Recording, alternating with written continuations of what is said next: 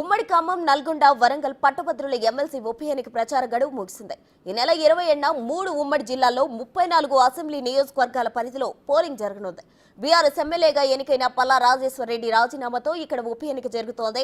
ఇక కాంగ్రెస్ తరఫున తీన్మార్ మల్లన్న, బీఆర్ఎస్ నుంచి రాకేష్ రెడ్డి, బీజేపీ తరఫున ప్రేమేందర్ రెడ్డి బరిలో ఉన్నారు. ఈ ఫలితం జూన్ 5న వెలువడనుంది.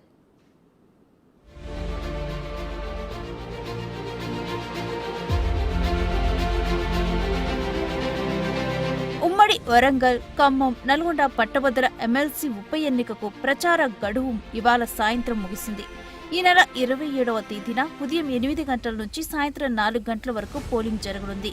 పోలింగ్ కోసం అధికారులు ఏర్పాట్లు చేస్తున్నారు. బీఆర్ఎస్ ఎమ్మెల్సీగా ఎన్నికైన పల్లా రాజేశ్వరరెడ్డి రాజీనామాతో ఇక్కడ ఉప ఎన్నిక జరుగుతోంది.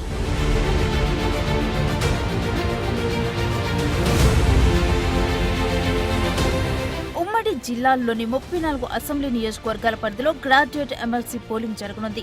మొత్తం 605 పోలింగ్ బూత్లలో 4,63,839 ఓటర్లు తమ ఓటు హక్కును వినియోగించుకోనున్నారు.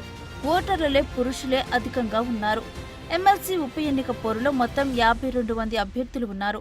అయితే కాంగ్రెస్ నుంచి తీన్మార్ మల్లన్న, బీఆర్ఎస్ నుంచి రాకేష్ రెడ్డి, బీజేపీ నుంచి ప్రేమేందర్ రెడ్డి మధ్య త్రిముఖ పోటీ ఉండనుంది.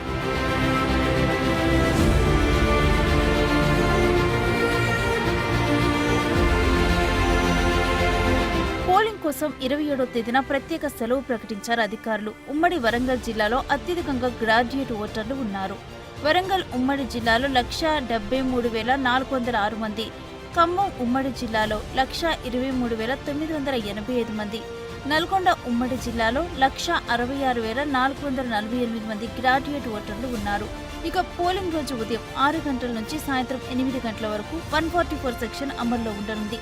పట్టభద్రుల ఉప ఎన్నిక ఫలితం జూన్ 5న వెలువడనుంది.